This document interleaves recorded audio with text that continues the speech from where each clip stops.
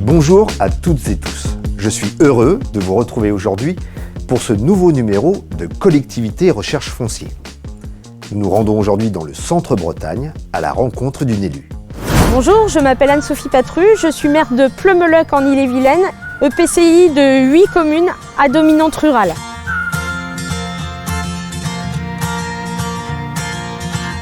Alors je suis devant vous car avec l'équipe intercommunale, on souhaite développer un projet immobilier avec des partenaires pour faire face aux différents besoins de notre population qui est croissante. On souhaite également conserver du foncier pour l'avenir tout en intégrant les contraintes du ZAN. Le 13. Okay. Ah, je vous coupe Anne-Sophie, car je dois apporter quelques précisions concernant ce fameux ZAN. Zéro artificialisation nette des sols est un objectif fixé dans le cadre de la loi Climat et Résilience de 2021.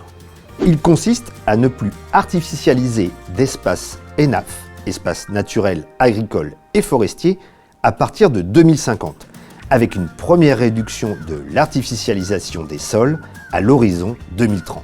En bref, on protège les espaces naturels, on limite les impacts du réchauffement climatique et on préserve les capacités du pays à produire son alimentation. Allez, Anne-Sophie, précisons votre projet. Eh bien Sébastien, nous souhaitons produire une vingtaine de logements. Je vois, j'ai un croquis qui correspond exactement à votre demande.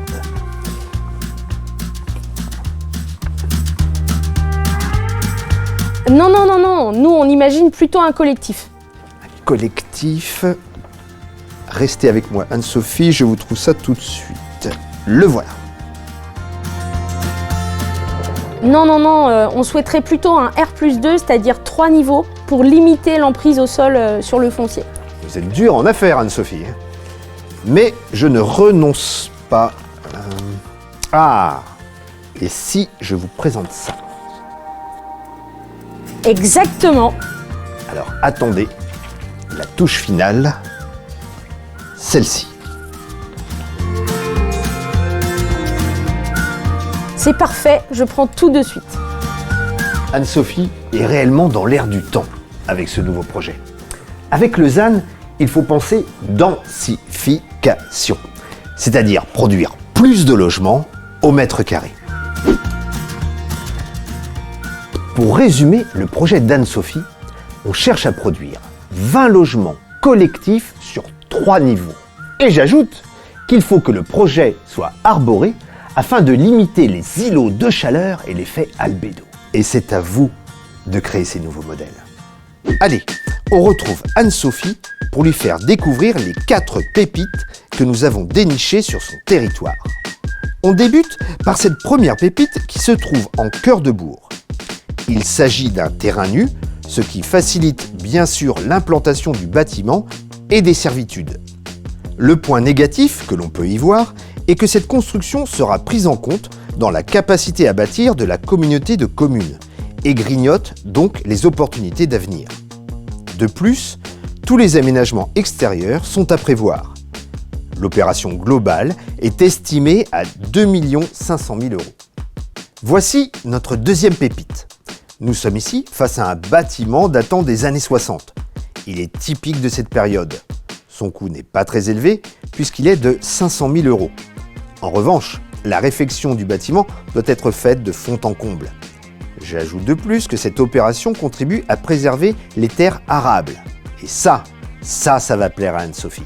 On estime ce projet à 2 700 000 €. Et voici notre troisième pépite. Nous avons ici un très beau potentiel à petit prix. Pourquoi ce petit prix? Eh bien, il faut évidemment déconstruire. Et ça grève le budget. Par contre, on a des futurs logements situés au plus près des services, on économise là aussi du foncier et on construit à neuf, ce qui est parfois plus facile que de la réhabilitation. Bref, ce projet sera chiffré à environ 2 800 000 €, dont 70 000 de coûts de déconstruction. Et maintenant, notre quatrième et dernière pépite. On retrouve dans cette pépite le même type de projet que la deuxième. car il s'agit d'une déconstruction-reconstruction. Dans ce cas, une dépollution importante des lieux est à prévoir. Et là, on grince des dents. La dépollution peut être très onéreuse. Bref, on arrive à un coût de 3 millions d'euros, dont 400 000 attribués à la dépollution. Maintenant que nous avons fait le tour des propositions, la balle est dans votre camp, Anne-Sophie. Ok, alors parmi les 4 projets, je vais en éliminer 2. Je pense que les projets qui incluent une dépollution sont encore trop aléatoires et trop difficiles à porter. Les aides, elles sont pas toujours à la hauteur et les tarifs pratiqués sont souvent opaques et passent parfois en plus du simple au double. Sur le reste, la construction sur terrain nu, c'est bien évidemment le projet le plus simple, mais l'avenir nous amène à construire autrement. Et moi, je préférerais conserver cette pépite pour l'avenir, Sébastien. Elle répondra peut-être à des besoins qu'on ne soupçonne pas aujourd'hui, ou alors peut-être on pourra tester une location de foncier, pourquoi pas? Anne-Sophie, il vous reste donc 2 pépites. Vers laquelle votre cœur balance? Eh bien, moi je crois que mon cœur balance vers le projet de déconstruction-reconstruction. C'est un effort financier que l'on fait maintenant et qui n'incombera pas aux générations futures.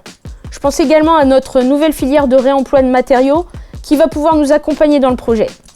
En plus, en partant sur une construction neuve, on pourra utiliser le projet que vous m'avez proposé tout à l'heure, Sébastien. Mais bien sûr, Anne-Sophie, je vous le donne, ce projet. Merci, Sébastien. On vous tiendra au courant des avancées. Mais j'y compte bien, Anne-Sophie. Et vous connaissez la tradition de collectivité recherche foncier. Allez, à la vôtre, Sébastien. Et merci. À la vôtre, Anne-Sophie.